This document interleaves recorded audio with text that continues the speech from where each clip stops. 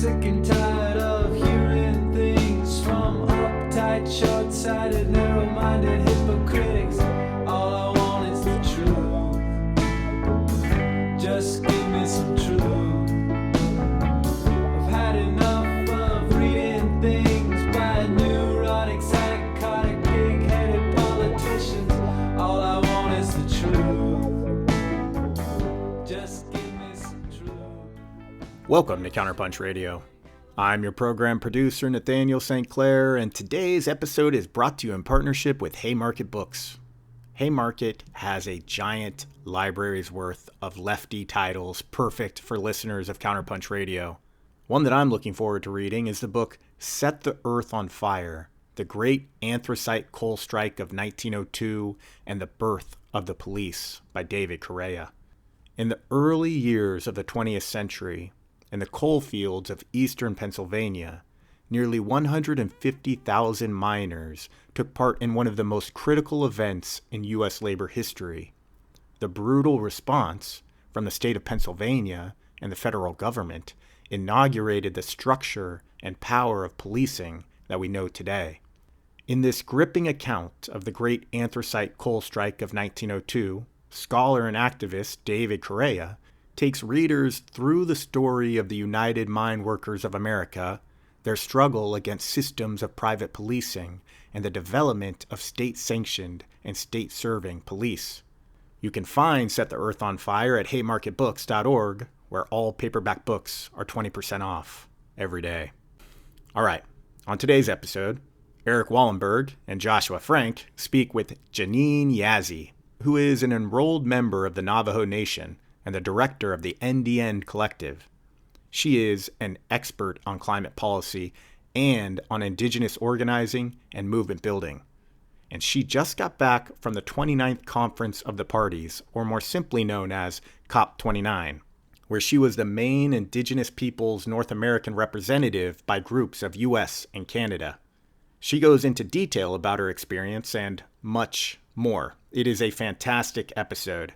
But before we get to that, I want to give you a quick look at the paid portion of our website and remind you that becoming a CounterPunch Plus member is the best way to support our publication.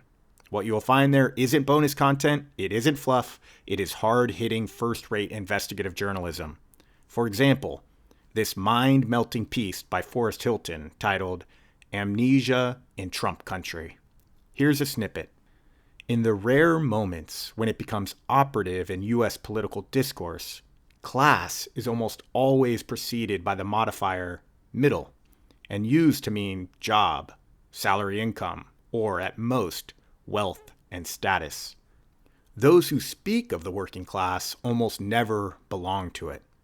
In common usage, the working class is static, synchronic, and divorced from concrete history or geography, which misses the complex, dynamic processes at once material and cultural, spatial and temporal, by which classes, races, nation-states, and empires are made and unmade together.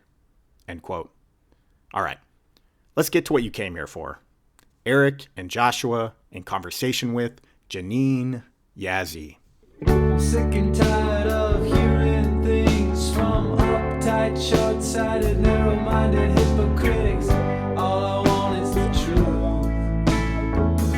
Just give me some truth. I've had enough of reading things by neurotic, psychotic, big-headed politicians. All I want is the truth. Just give me some truth. Welcome to CounterPunch Radio. I'm your co-host, Erik Wallenberg, here with my co-host, Joshua Frank, and we are excited to be joined by Janene Yazzie today. Janene is just back from COP29 that just happened in Azerbaijan. Janene Yazzie is an enrolled member of the Navajo Nation. She has over 15 years of experience as a community organizer and human rights advocate, deeply rooted in local community issues. She's worked on the intersections of climate change, water security, food security, energy development, and nation building with Indigenous communities and Indigenous-led organizations in the US, Canada, and Latin America. She's currently the Director of Policy and Advocacy at NDN Collective. Janene, welcome to CounterPunch Radio. Thank you so much for having me. Excited to chat with you all. We really appreciate you joining us. We're excited to have you here. Before we get into all of what's going on in the world, could you tell us a little bit about how you got involved in the work you do, and also really talk about the NDN Collective, introduce our listeners to it and the important work you all are doing? Yeah, absolutely. I often tell people I was born into this work. I was born and raised in communities on the Navajo Nation that were impacted by nuclear colonialism, the mining and milling of uranium for the production of nuclear weapons and other nuclear uses. And so growing up in that context, and also just being Indigenous in the United States, it made me realize that we have to work very hard to understand the roots of systemic injustice in our world. And for an Indigenous person, this meant really dedicating my life to organizing and to addressing that systemic injustice once I started learning about it. And I'm fortunate enough to have gone to school in New York, which introduced me to work at the United Nations level, particularly Indigenous peoples that were using that mechanism to advocate for their issues because they were failed by all domestic institutions when it came to addressing several of the injustices and treaty rights violations and just rights violations that they were facing. And, that path led me to living a life of an organizer and a policy wonk and just a all-around rabble-rouser. And I've been fortunate enough to have met many of the people who worked with NDN Collective when it was founded, and I was brought on as a consultant and have been working with them in different capacities ever since. And I love it because it's a movement building organization that is structured to not just defend, but to also recapture and rematriate resources and wealth that have been stolen from Indigenous peoples and Indigenous lands, and rematriate it back to Indigenous-led solutions, place-based solutions to do everything from building Indigenous-led schools and curriculum to Indigenous-led energy projects, to facilitate land back into Indigenous ownership and stewardship, restoration of regenerative, climate resilient food systems, restoration of Indigenous people's rights and protection of Indigenous people's rights in all of the different forms that we need those rights protected. And yeah, decolonizing in our strategies and in our methodologies so that we are using the colonizers' tools, but we are using it in a way where we're building the alternatives to it. And remembering and rooting ourselves in our philosophies and in our worldviews and in our knowledge systems as Indigenous peoples. So we're really like re-rooting ourselves in our strength and in all the things that the colonizers tried to take away from us.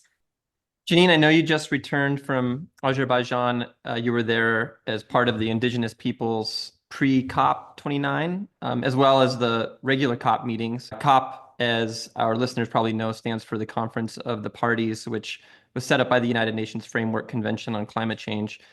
You also were just appointed as the main Indigenous peoples North American representative by groups from the US and Canada. Congratulations on this. What a credible position and well-deserved. First, can you tell us a little bit about these pre-COP29 sessions? And second, what this new role as the People's North American representative is all about? Yeah, a lot of people have heard about the Conference of the Parties, but they know a little bit less about the meetings that happen in between COPs, and that's where a large part of like the negotiations happen. And they're sprinkled throughout the year, usually starting in March. Many of them held in Bonn or in Geneva. But right before COP starts, they also have the bulk of many of those negotiation meetings. And in this case, it's deemed both economic and efficient to have the meetings of the local communities and Indigenous peoples platform right before COP starts, because everyone's already going to be traveling to Azerbaijan, and it's an opportunity to sort of wrap up the year of work and negotiations and preparation for the COP negotiations to begin. And so as a nominee, well, at the time I was just a nominee for the North America position, Indigenous Peoples representative for the local communities and Indigenous Peoples platform, it was important for us to attend. But we also really enjoy those meetings because the local communities and Indigenous Peoples platform is largely a space where Indigenous knowledge holders from all around the globe are able to attend and to work with one another. You know, the UN, they love coming up with these monstrous like names and acronyms, so it becomes really difficult and you get tongue-tied just talking about the bodies. But in its simplest terms, the way that I describe this body is that as a result of the Paris Agreement and the commitments that nation states made to keep global temperatures below 1.5 degree rise, they've realized since the Paris Agreement and into now that many of the most effective climate change adaptation, mitigation, and response strategies were coming from Indigenous peoples. And that as a result, and Indigenous peoples were saying this in every COP that they were attending, and this is why we were advocating for our positionality in negotiations to be upheld as rights holders, not stakeholders.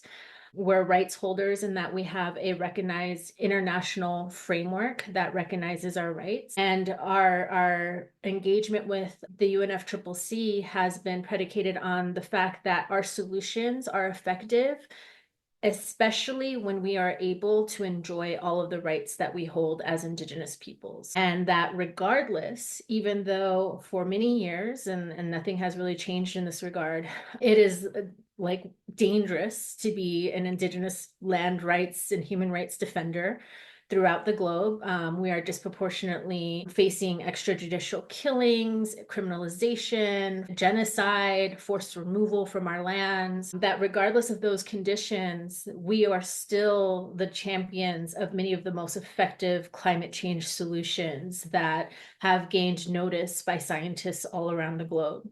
And so as a result of all of the data that really was coming out from different bodies, different countries, from Indigenous peoples themselves, as well as the Intergovernmental Panel on Climate Change, the states came forward and decided to develop a local communities and Indigenous peoples platform. And in that, to operationalize this platform, which was meant to better understand how to take solutions like what Indigenous peoples were building and doing and incorporate it into meaningful climate action that the states could support and build policies around.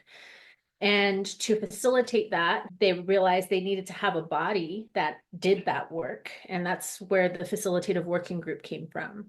And it's the only body throughout the entire UN mechanism where Indigenous peoples successfully advocated for our right to choose our own representatives. Even with the UN Permanent Forum on Indigenous Issues, which takes place in New York every year in April, we can only nominate permanent forum members. The states have to then, they also put forward their nominations and then they get to choose who ultimately takes seats.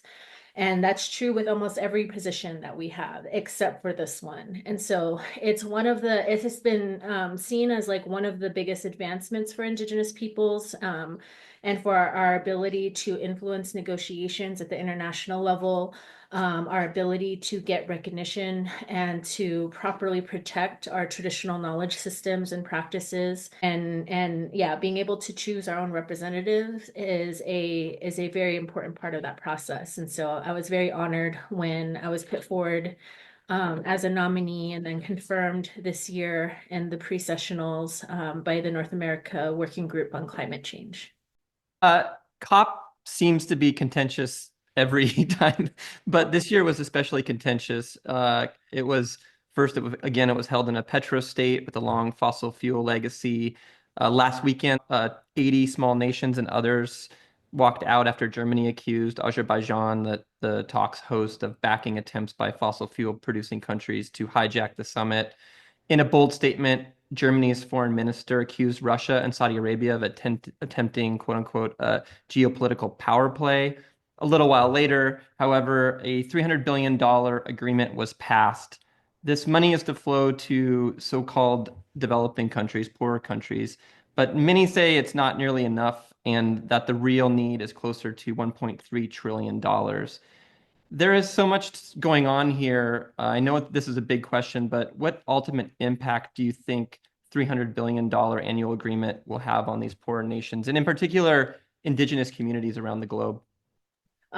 COP is endlessly disappointing for many of those reasons. This has been the third year in a row that it's been hosted by a petrochemical state, and where evidence has been shown that the host countries have used it instead as an opportunity to facilitate more protections for very harmful practices and secret deals to keep, business as usual.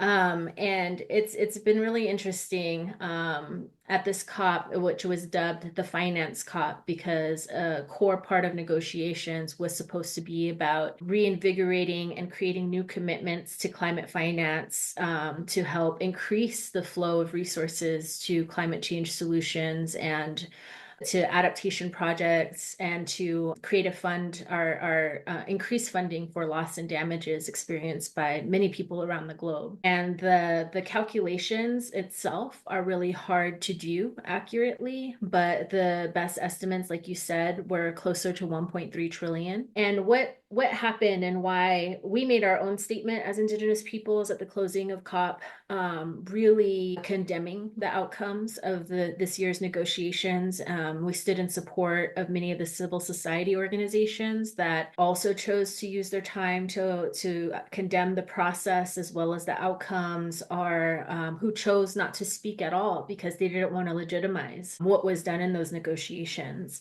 And as part of that, it's been really important for us to try to demystify what is being said in media about this being a win and about what the $300 billion commitment actually means. Because what we were there fighting for was for enhanced, efficient, effective, just climate finance. Because so much of the previous funds that have been developed and the mechanisms that are used to distribute those funds to so-called developing countries are to places where they're needed were done as through structures that actually increase debt of those poor countries. They were also done through processes where the majority of the funds were lost to intermediaries with very little actually trickling down to the people on the ground doing the actual work. They were used instead to facilitate forced removals and other human rights violations instead of actually going to climate projects. And so for Indigenous peoples, we were there advocating for not just greater commitments, but commitments to grant-based funding, commitments to ensuring that human rights and Indigenous rights safeguards were included in the outcome documents as parameters to not only facilitate the development of these climate finance mechanisms, but to also ensure that those safeguards were in place with how that finance was then used.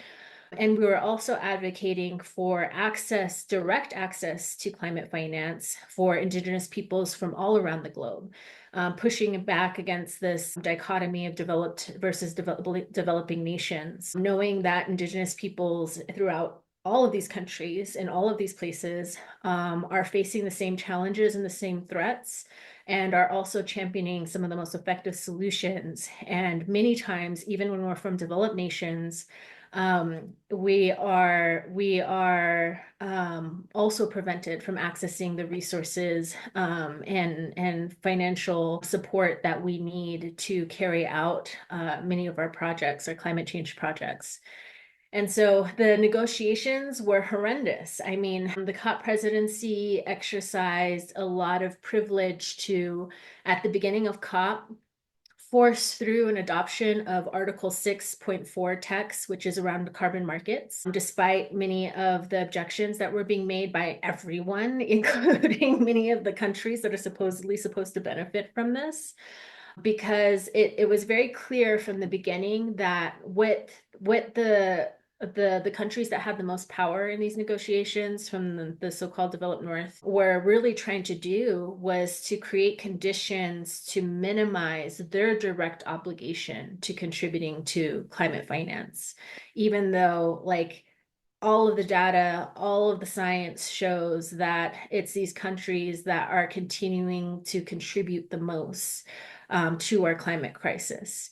And so the ploy or like the strategy that they use to confirm and to pass the Article 6.4 agreements, quote unquote, because there wasn't any real agreement, it was kind of just forced through into adoption, was a way to then make the carbon market a player into how the climate finance obligations could be met. And the carbon market is filled with all sorts of just very confusing rules, like parameters, metrics. And historically, the countries have not been able to come to an agreement on how to make the carbon market work because all of the data has been showing that it doesn't work, that it's just an economic ploy, again, to try to maintain control over wealth and resources, and limiting the redistribution of wealth and resources in ways that challenge, current capitalist paradigms.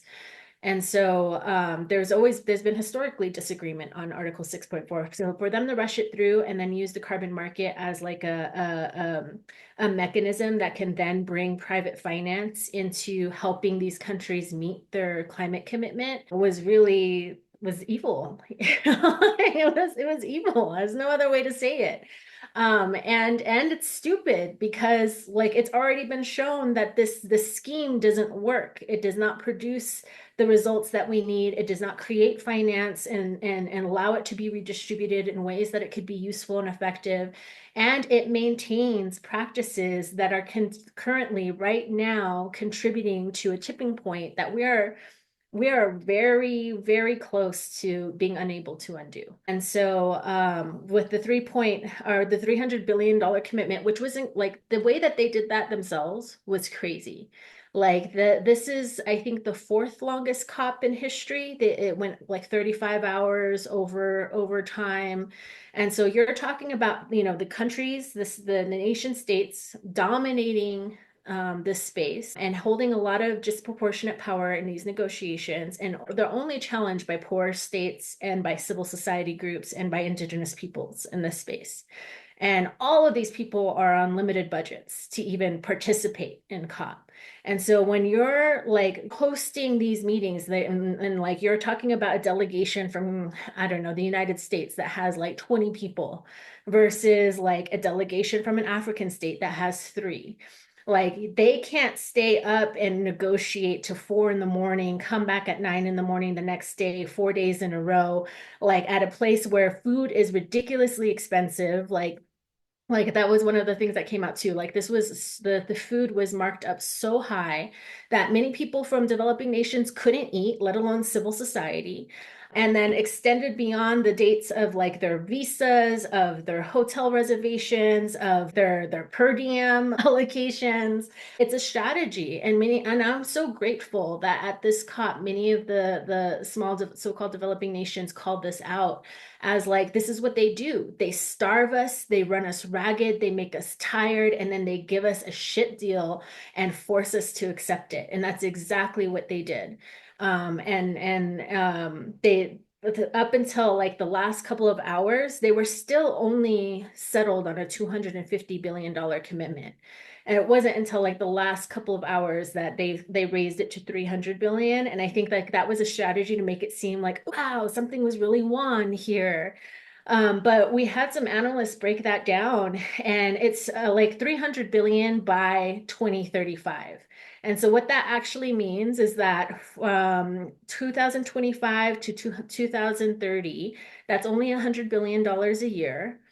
And then if you take like into account inflation, which many of the countries were trying to make them do, That means on a 10-year average, in 2020-25, that's 100 billion. And then every year every year after that, it goes down to 95 billion, 90.25 billion, 85.7 billion, 81 billion.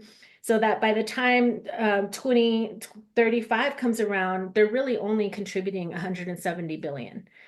And that is already the calculations are saying we need trillions per year to combat climate change. And a billion seems like a lot to people like who aren't following these negotiations or who maybe not be, who has $1 billion? No one. This seems like a big commitment, right? But when you calculate the fact that we spend trillions on fossil fuel subsidies every year, and on top of trillions for war and militarism, these billions are an insult to the crisis that we as humanity are facing. And so it's been really frustrating to see media outlets report on this as if it's a big commitment and not providing people a real analysis and a breakdown of what this commitment means. Because the other thing about it is that it's not 300 billion in grant money. It's the majority of that is going to be debt swap loans, like things that are going to high interest loans, things that are going to pit poor people into debt if they accept this money. And poor people who are facing the brunt of climate change, poor people who also have the best solutions to climate change, are then going to be put into debt for merely accepting what available resources are made out there from the people who are contributing the most to climate change. Yeah, it seems like every COP, it gets worse and worse. It always feels like it's even more of a sham each time. So we appreciate that breakdown, because I think you hear all these numbers swirling around and you see some of the headlines, but to hear from somebody who's actually there on the ground, that's really helpful. So we appreciate that.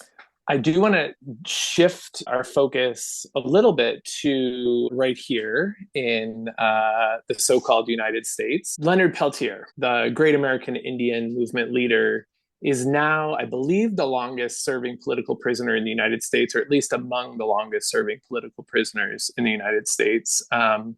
And maybe the most well-known, along with Mumia Abu-Jamal, I would say. And having been in prison since 1976, and after decades of refusal by president after president to issue an executive pardon, many Democrats among them, there is some hope that once again, that Biden may grant a pardon. And I know the NDN Collective has a campaign to make this a top priority. I was wondering if you could tell listeners, many of our listeners will know Leonard Peltier, but some won't. And so I'm wondering if you could tell our listeners a little bit about who Leonard Peltier is, a little bit about his case, and really about this campaign you all have going to free him. The time is tight. I think he's just turned 80. So yeah, could you share a little bit with our listeners? Absolutely, because there's a connection here with why Indigenous peoples engage with mechanisms like the UNFCCC and other UN mechanisms. You're right, it does get depressing. I feel like I didn't really land on what's the usefulness of this. But the usefulness and why people continue to engage in this is because I think this is the final frontier of colonization and these colonial institutions. And there you get to see and witness in real time how the manipulations and the ways that they use these institutions to hold and maintain power is so fragile. It's so fragile. And the only reason why they continue to quote unquote win or get their way in some of these agreements is because of the barriers that they keep and uphold from getting other people to participate. But when we're there and when we're strong, they're not able. There's a reason why they wait until the very end of COP to do this bullshit, right? They're not able to do all of this stuff throughout the majority of it because they have a mirror held up to them.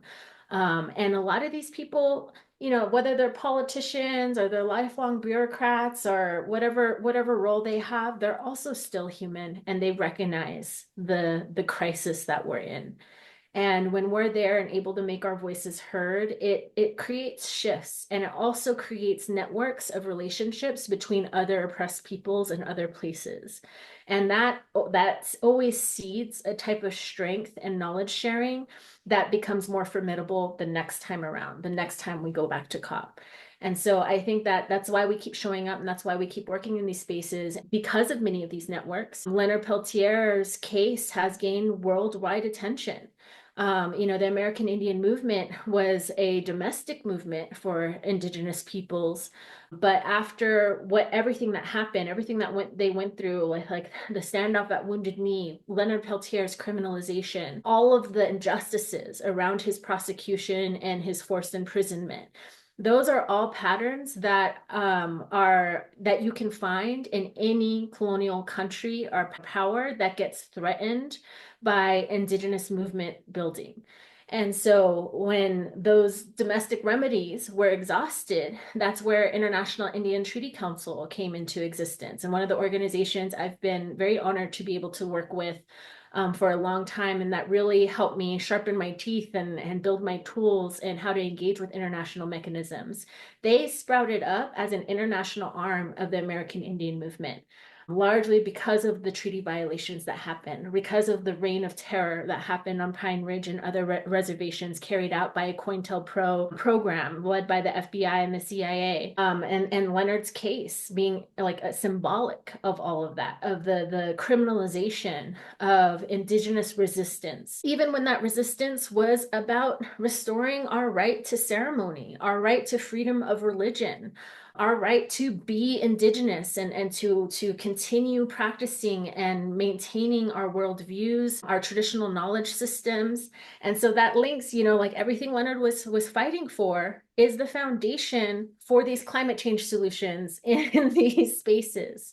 Everything he's fighting for is the foundation for our resistance, for our ability to restore our food systems, our ability to take our land back, to protect our sacred places, to fight for alternative models for development that's rooted in our worldview and our respect and our love for all that is sacred. And the fact that he's still held in prison unjustly, despite all of the evidence, despite like hundreds of human rights advocates, Nobel Peace Prize winners, prosecutors that were responsible for putting him in jail in the first place, like just senators, elected officials, tribal leaders, all advocating for his freedom, represents how much of a threat the Indigenous way of living still remains to the system that's in place, and how vindictive and evil the system can be, and trying to continue to criminalize and punish people for daring to believe in another way. And so Leonard, being our elder and right now really not in good health, he has very limited time left. But we also know that his spirit is free. His spirit is free because he fought, and he was able to be part of a movement that allowed us to bring back our ceremonies, that facilitated our ability to exercise our self-determination and our rights as Indigenous peoples in a way that is restoring our language, restoring our knowledge systems, restoring our prayers, our ceremonies, all the things that make us strong as Indigenous peoples. And so they may be holding his body in prison, and we are advocating for President Biden to do the right thing in these last couple of months of his tenure, because that would mean so much to our people that he's able to go home and be with his family and touch the earth that he fought so hard to protect, to experience the prayers and the ceremonies that are possible because of him.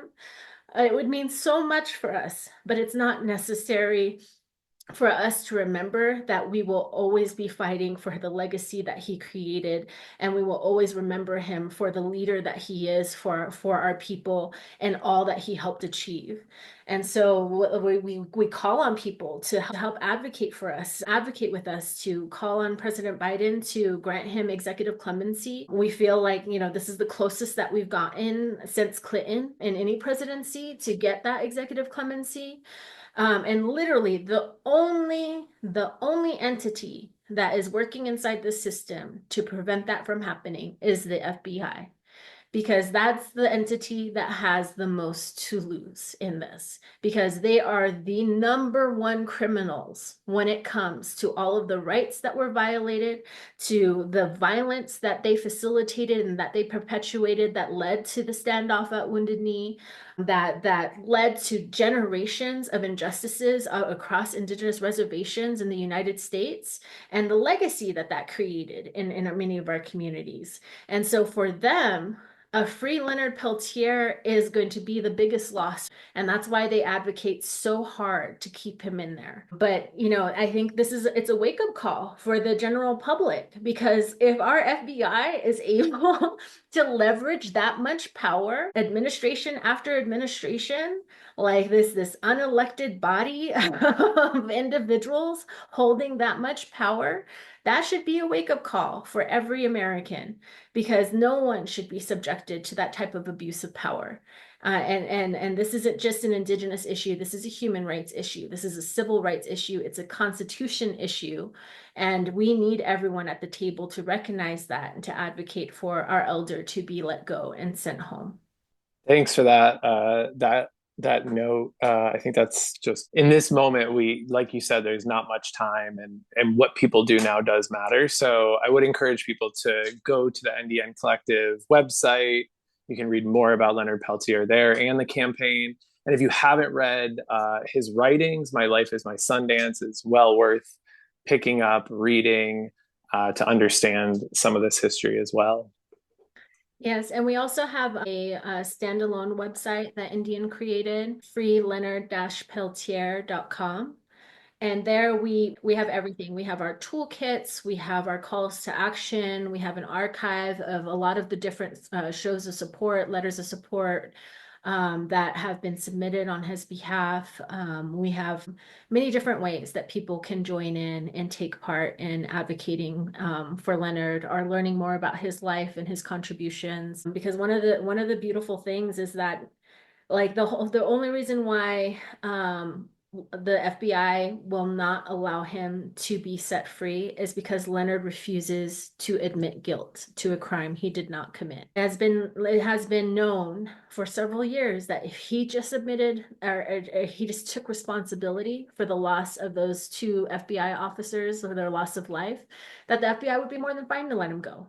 But they won't. They won't, because he won't. Because when you take everything away from someone, the only thing you have is your truth. And he has been so diligent in maintaining that.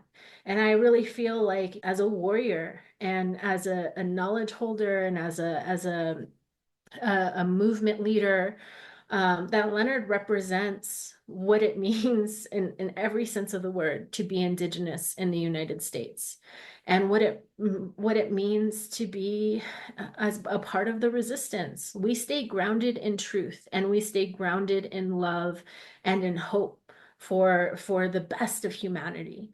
And you see that in his writings. You see that in the work that he's been able to do from prison. He helped create organization to help young people on reservations, on his reservation in particular, particularly those who were grappling with thoughts of suicide. He used his selling of his artwork to promote fundraisers. He's a staunch advocate for abolition, for the freedom of all political prisoners. He's just always been consistent in his politics and his political analysis, and has always been consistent in standing for all of humanity and the most oppressed. And I think that, if anything, people learning about him and getting to know more about the human that has been falsely imprisoned all of these years would be extremely important for understanding, the very fabric of this country and the history that it comes from.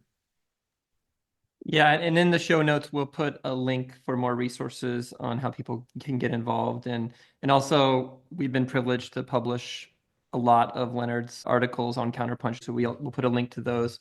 Janene, this past year of genocide in Gaza has really brought into focus the violence of colonization. And I think rightly, more people, especially on the left, see Israel as a settler colonial state and project. But I still think there's a lot of analysis lacking, especially among white leftists, in how we see the American project, and in particular, how we see struggles for liberation here at home. In Peltier's case, obviously, is an example of that. And you and I have talked about this before, but I think it's really important to distinguish between showing up as an ally and being an accomplice in Indigenous fights against colonization. I was wondering if you could talk about this a little bit. Yeah, it's one of the things that I keep trying to come up with new types of metaphors and analogies to like get people to really understand the depth of what we mean when we say that. But like an ally, in our experience, allies show up because they have an interest in what we're doing. And they feel like we're somewhat values aligned, and it causes them to, maintain that interest and act on that interest. An accomplice is someone that shows up recognizing that fighting for your liberation means fighting for their liberation. Recognizing that we are all not free if some of us aren't free. And that they're in the same fight with us. And it's not something that is short term. It's not something that exists in a grant cycle or that exists at an event or is marked by participation in an event. It's a lifelong struggle for all of us. And I think that, it's one of the things that the genocide in Gaza and the West Bank and in Palestine in general has really been bringing to the surface is like we have been in community with people that we thought were true accomplices in our fight for liberation, only to find that as long as they're comfortable, they're not as invested in understanding the root causes and our core responsibilities and ensuring that something like the genocide that's being carried out in Palestine doesn't happen anywhere to anyone ever. And it's been really interesting to me to see how even among our leftist movement, there's been this harboring of an idea that the United States still represents like the best system that there is out there, that we're somehow, even though we're one of the main funders and proprietors of like militarism, weapons, tools, money, finances, political support for Israel to carry out this genocide, that somehow it's still just Israel's genocide, and that we're not complicit in so many different ways for those gross human rights violations that are being carried out in real time every day, streamed live on our freaking social media platforms. And I think that we're being forced to reckon with ourselves. I think the first Trump administration, like this country was forced to do a racial reckoning, and I don't think we learned the lessons that we needed to from it, because now, like through Biden and then through Harrison Walz's candidacy, there is so much that could have been done better that spoke to the type of progress that we as a country need and deserve, and resulting in the second Trump friggin' presidency now.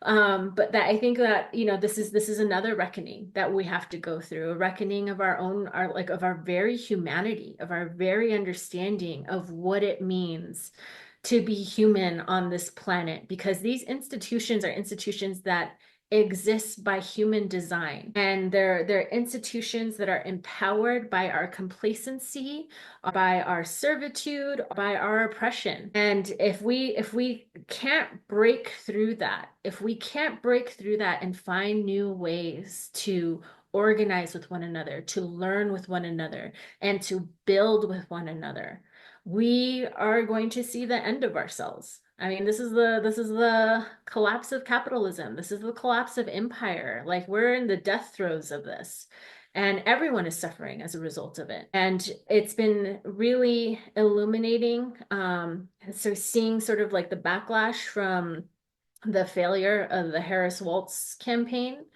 and people not recognizing that there are so many people for which genocide is a red line, and they were not willing to turn out and go to the polls and vote for people who were actively promoting it and denying it and suppressing opposition to it. And yes, we got Trump, and it may be worse. It may be like, but really, for a lot of us, it's no different. It's no different. It's just more overt.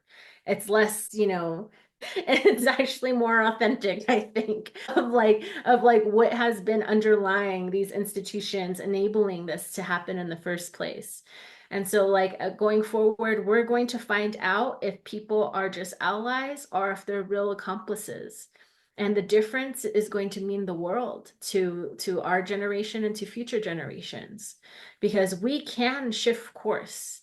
We can recognize that we are more capable of creating just systems of economies, of politics, of global institutions that truly are able to center human rights and protection of all of the sacred elements and this earth, this planet that we're all dependent upon and interconnected to. We are so capable of doing that.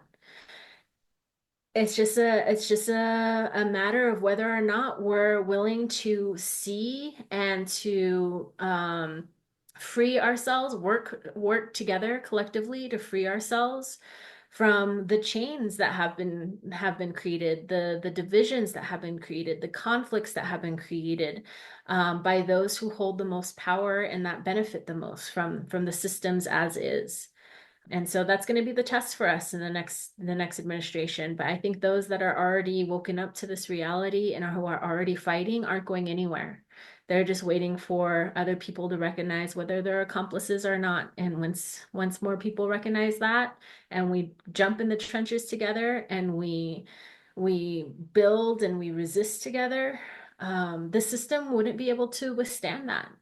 They wouldn't be able to withstand it. I mean, I think about it all the time, like, if people who worked in real estate, people who worked in banks, people who worked in hospitals, universities, high schools, laborers, like, if like, no matter what you do in this life, no matter what your path carried you on, if you can remember that you're a resistor, like that you're an accomplice to all of those who have been fighting for a better way of life for their peoples, for their families, for their communities, and you liberate yourselves from all of the ways that you been taught to hate or to distinguish yourself from other populations of people. Like, we can really affect change. And I think we've been kind of seeing little glimpses of that throughout this genocide. Like, when our politicians aren't doing anything, the dock workers preventing shipments of arms and weapons going off.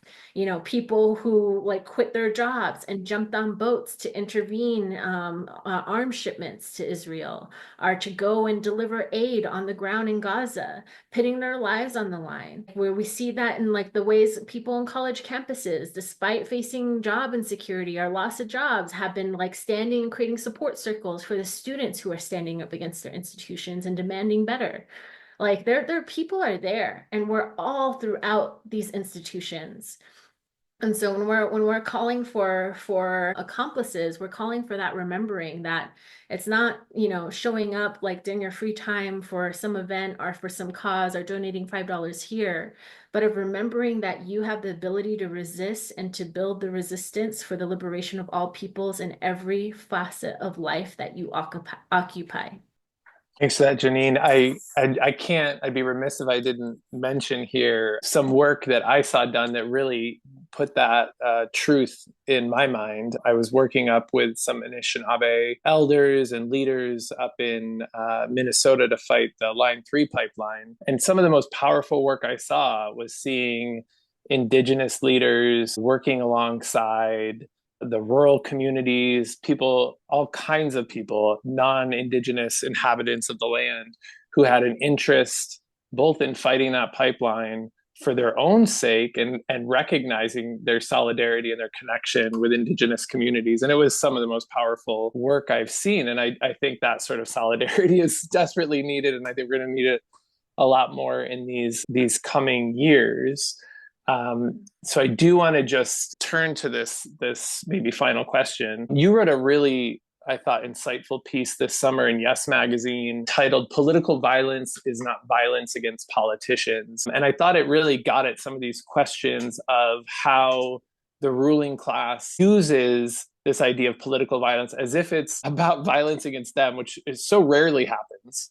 And really this summer, right, what happened? Donald Trump got a cut on his ear, I think, and somebody was killed in the audience. But the real political violence being this sort of destruction of our communities, of the earth, of the water, the physical attacks on indigenous people, the settler colonialism, Gaza right now, the West Bank right now, on and on.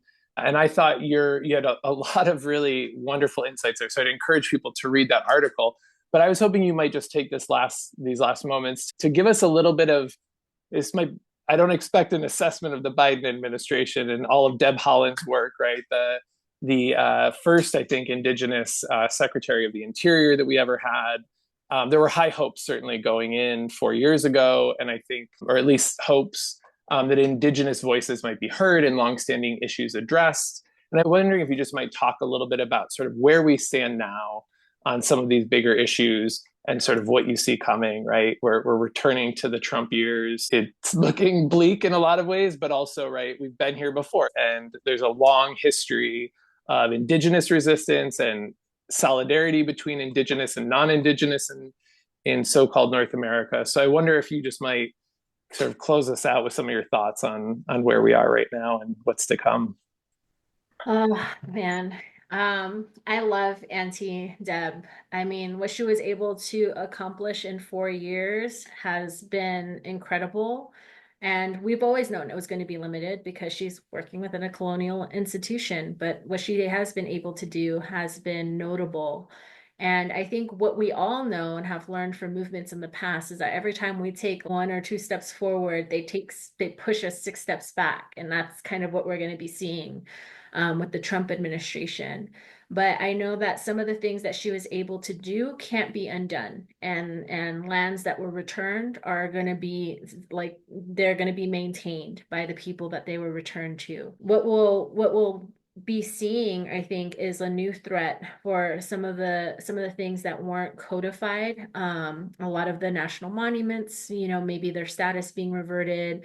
But we're going to see this new push for opening up public lands that aren't just Indigenous, but that technically belong to everyone, are supposed to be preserved for everyone's benefit. Are going to be under new threats of mining for critical minerals, for transition minerals, everything from lithium, cobalt to other things. But we're also going to see a revival of uranium mining. But that was something that was already seeded through the IRA under the Biden administration, and is one of the worst aspects of the IRA. Is like all of the financing and support and streamlining of permits for critical mineral mining, and also for increasing support for accepting nuclear energy as a clean transitional energy. And so I think what we anticipate is a lot of that will be accelerated and will continue to move forward under the Trump administration. And we're going to see an increase in a lot of the tactics for movement suppression that we were also, again, already seeing under Biden as a result of the enormous influence AIPAC has had in shaping the face of our government. I mean, they're openly bragging about how much they were able to influence the elections this year. And it's astounding to me that that's not enraging more Americans, that this entity that's serving foreign interests is openly bragging about the ways that they were able to capture our government for their own interests. And so we're going to see more suppression of our movements. We're going to see increased threats to Indigenous lands and waters, to public lands and waters. And we're going to see a level of incompetency, a dangerous incompetency in this administration that we've probably never seen before, not even like from the first administration of Trump. And we're going to see control and influence of technocrats and tech billionaires, particularly of people like Elon, increase. And so what all of that tells me is that we really have to dig deep into our organizing toolbox. We really have to take the time that we have between now and when Trump comes into office fully to sit and evaluate what has worked in our movements and what hasn't, because so much of our strategies are going to have to evolve to face these new threats. The way that we protest, the way that we organize is going to have to evolve. But I am so confident that we have the tools, the understanding, the intelligence, the information that we need to do that right.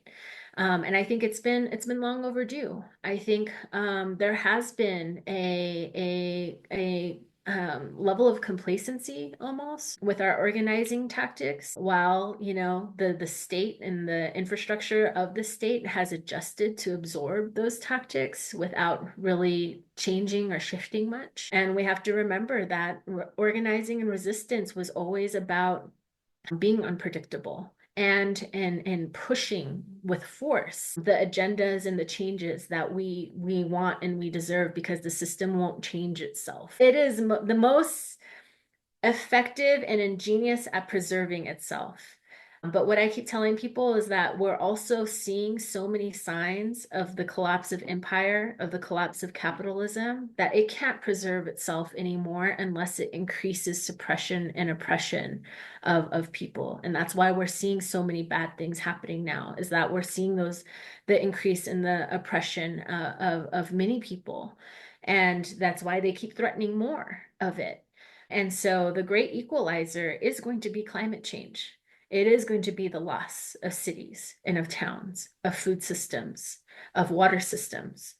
And we can either actively work for creating the alternative structures that are needed to create resilient communities, to create resilient food systems, to meet our basic needs, to create systemic change in our ability to meet the housing crisis, because we're not going to be able to price ourselves into housing security. We need to take back our right and our responsibility for building communities that can help protect our own people and help meet our own basic needs. One of the things I see is that with Trump and everything that he represents, with everything that Elon Musk represents, with everything that Harrison Waltz represented, is that they are so deeply bought into the top-down paradigm being the most powerful paradigm that they can't see its own weaknesses and they can't respond to its own weaknesses. And this is where people power, this is where organizing with one another, really building movements and learning from and evolving our tactics is going to ultimately preserve what our collective power should look like, and ultimately is at its core. And if we can just remember that and hold true to that and keep protecting our peoples and our communities, keep staying loud and standing up for the most vulnerable, even when it gets scary, because it's going to get scarier. It's absolutely going to get scarier for a lot of that work. But if we keep at it, there's nothing that they can do will prevent the change that is inevitable and that is coming. Thank you so much for that, Janene Yazzie, for being on CounterPunch Radio as well. Where can people get plugged into the NDN Collective work and other work that you've been doing and follow along and get organized for the next 4 years of the Trump hellscape that's sure to come? Definitely plug into our follow us on our website and all of our socials. We're on every platform out there.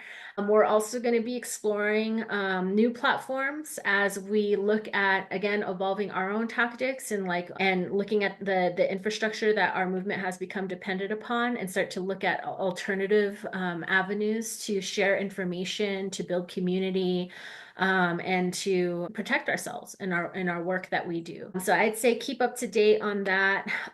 We also have a couple of text lines that I can share with you all that go to different forms of information. We have some on one on Leonard Peltier, one on land back, one on our solidarity with Palestine. And so depending on what part of our work that you want to follow, we have different options for that. And yeah, we're in it with all of y'all, because it It doesn't matter who's in office or what rules and laws get passed to fight quote unquote terrorism in the United States as a means to criminalize those who stand in opposition to genocide or other human rights abuses. We're going to continue doing that work. And we're going to continue to speak loudly about that work and to be unapologetic in our fight for the liberation of all peoples and for Mother Earth. Keep up the good work, and we'll be following along and encourage all of our listeners to as well. And join the struggle. Thanks so much for being with us, Janene. Absolutely. Thank you all. Sick and tired of hearing things. Wait. Don't leave yet. This is Nathaniel again. I'm back, but only to let you know that this episode also features an excellent speech that Janene gave at the Socialism conference over the summer, which I'm going to play for you right now. Enjoy.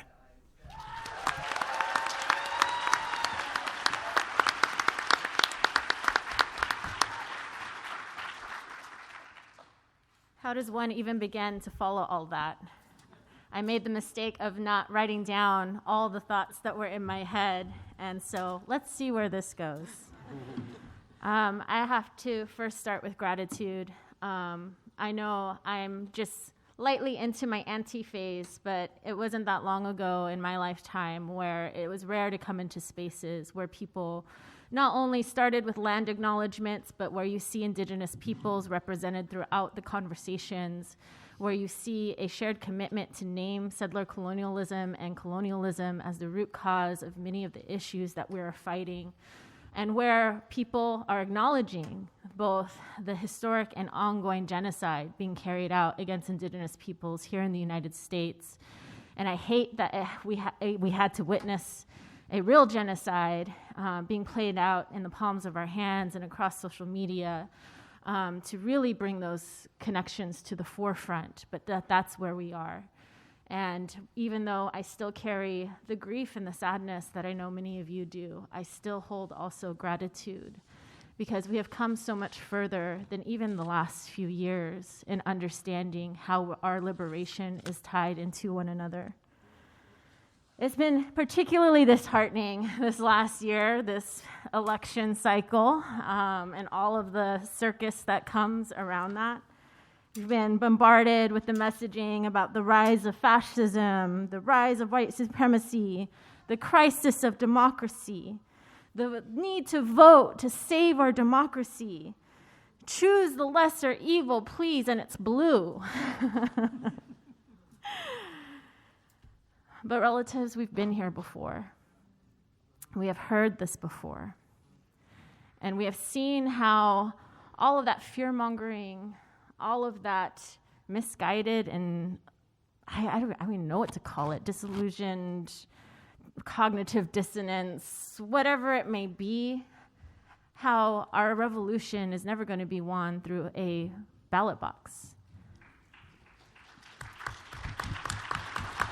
I'm a Dene woman, a proud Dene woman, and a mother, and a daughter.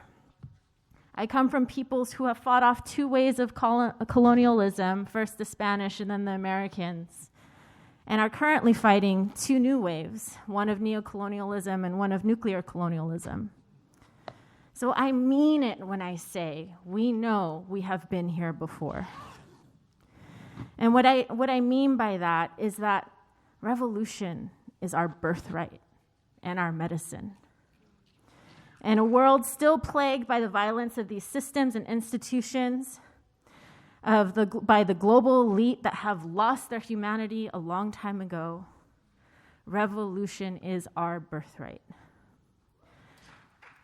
I think of our late sister, Maya Angelou, who has said something that I say to my kids a lot, actually. You may encounter many defeats, but you must never be defeated. In fact, it may be necessary to encounter the defeats so you can know who you are and what you can rise from and how you can still come out of it. And so despite how heavy everything may be and everything and all the battlefronts that we are currently on, all the front lines that exist in every space we can imagine, I want to call us in to reflect on what we have done so far and what we have created, because we are not in the same starting point as we have been in previous generations.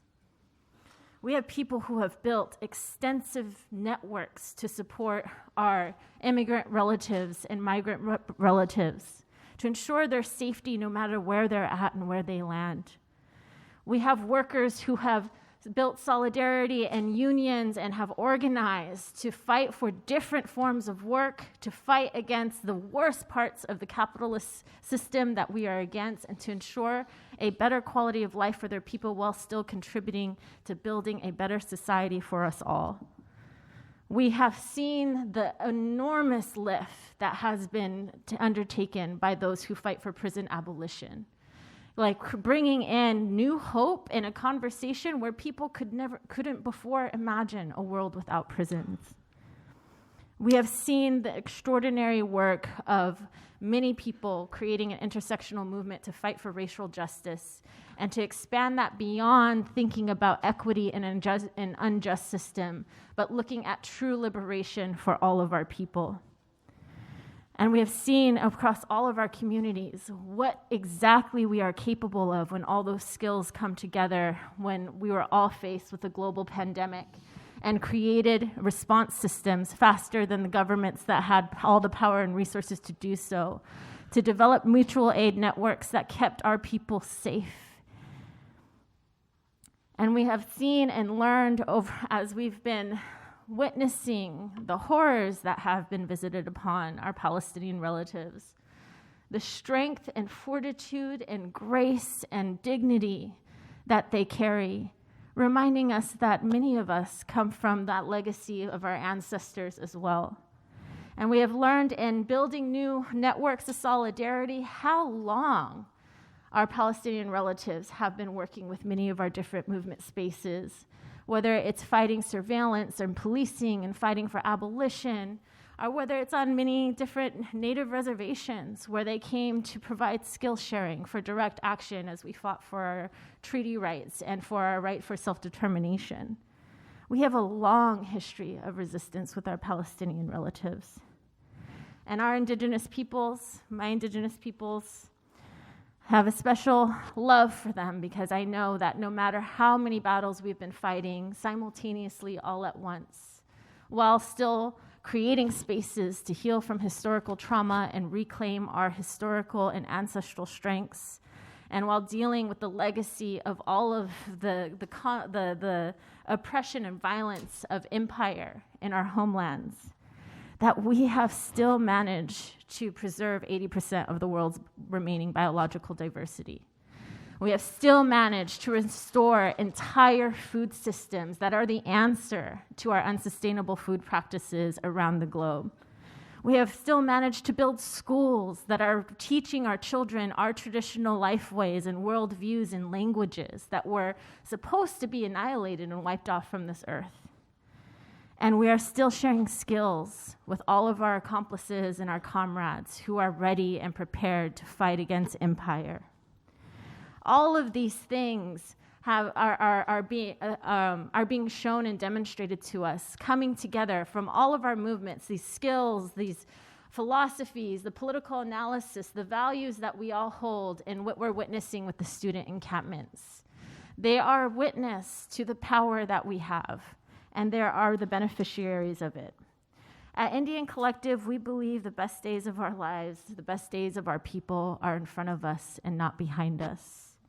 And so I leave you all with the remembering that with everything that we have done, even though many times it feels like we are losing more than not, with everything we do and with everything we create, with every small win that we have made, when we have done it rooted in our love and our revolution, we find ourselves coming closer together. Imagine what our ancestors could have accomplished together if they had the relationships and tools that we have today. How might they have changed things? Look around, because they're here today. They're with us, whether we agreed with them or not, in the role they played historically. We bring them to this room so that we can not only fight for our future, we can fight to heal our past. So love radically, fight fearlessly to be free as was reminded to us, is an action.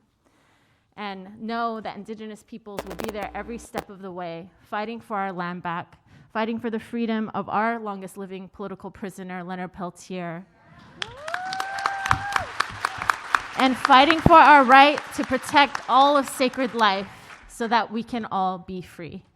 Ehiyat.